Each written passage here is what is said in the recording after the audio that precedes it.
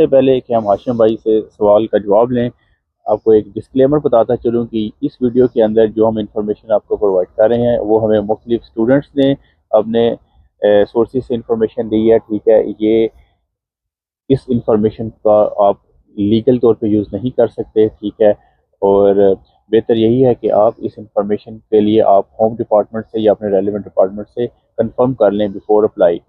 तो अच्छा हाशिम भाई बताइए। अच्छा, और दूसरी हाशिम भाई एक और बात बताएं कि देखें कि स्टूडेंट को, जैसे कि आपने अभी बताया कि मतलब जब तक उसको डिग्री नहीं मिलती उस वक्त तक उसको PSW नहीं मिलता है। ठीक है, तो अब स्टूडेंट का वीज़ा भी ख़त्म होने वाला है। ठीक है, और रिजल्ट लेट हो गया है। ठीक है। ठीक है, तो अब इस सिनेरियो में स्टूडेंट के पास क्या ऑप्शन है? उसको पता ही नहीं है कि वो पास है फेल है।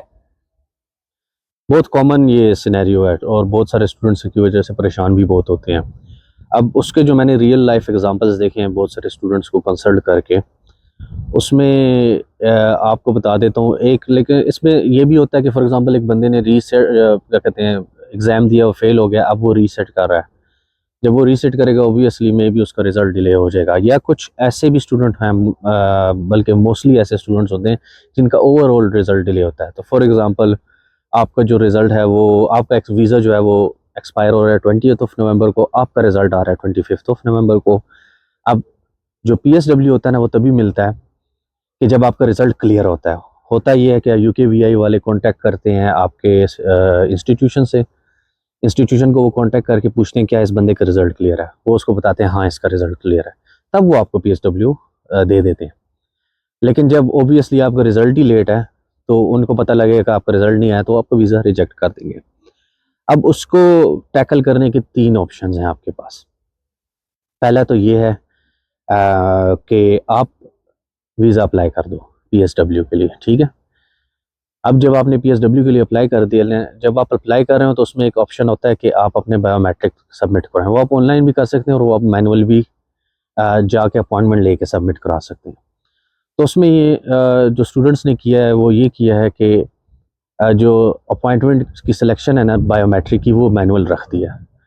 तो उसमें ये होता है कि आपको दो से 3 महीने का और टाइम मिल जाता है, क्योंकि वो डेट्स ऐसी होती हैं कि आप सेलेक्ट कर सकते हैं अप टू 2 to 3 मंथ्स की डेट। तो आप जो फारदेस्ट अवे जो डेट है वो आप सेलेक्ट करो। सो फॉर एग्जांपल अगर आपका जो वीज़ा एक्सपायर हो रहा है 20th नवंबर को, आप उससे आगे की डेट सेलेक्ट कर लो।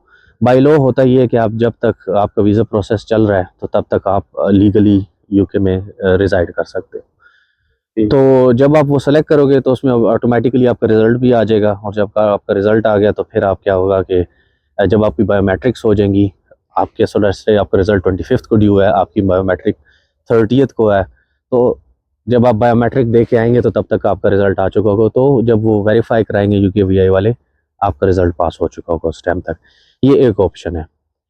दूसरा ऑप्शन ये हो सकता है कि आप FLR के लिए अप्लाई करो, फर्दर लीव टू रिमेन। आपके पास ऑप्शन होता है कि आपके जो वीज़ा एक्सपायरी के जो आखिरी दिन होता है ना, आप तब तक भी कोई भी एप्लीकेशन सबमिट करा सकते हो। तो आप उस टाइम पे FLR के लिए अप्लाई कर दो। तो उसमें भी ये होता है कि जब वो FLR का प्रोसेस हो रहा होगा फर्दर लीव टू रिमेन का, अगर लेट्स से वो प्रोसेस आपका मिडिल में भी है लेकिन आपका रिज़ल्ट आ जाता है, यहाँ पे आपको क्लियर मिल जाता है रिज़ल्ट, तो आप क्या करो, आप उस एप्लीकेशन को विड्रॉ करके जो PSW का एप्लीकेशन है वो परस्यू कर लो, which is fine, there is no problem.